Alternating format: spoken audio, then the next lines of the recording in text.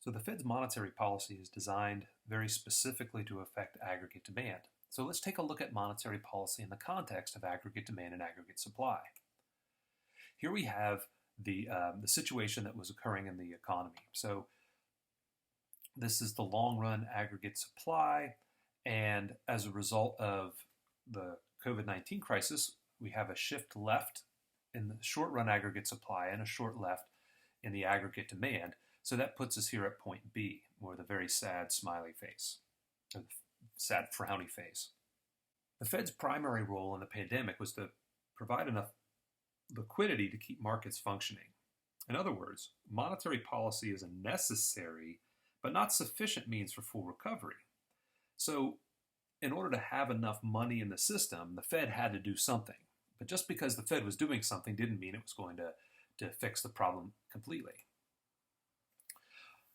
Some of the monetary policy tools that the Fed adopted were open market operations, and then the more kind of stepped up open market operations of quantitative easing. And unfortunately, these were not able to significantly increase aggregate demand, or at least sufficiently increase aggregate demand in the short run. So what we saw was something like this.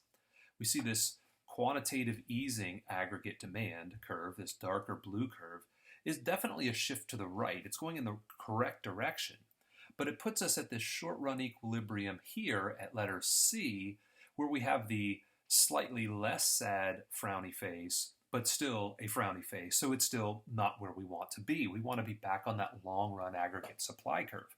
And the monetary policy wasn't quite able to do that. One of the problems, of course, is that when the Fed increases the money supply, it's supposed to drive down interest rates.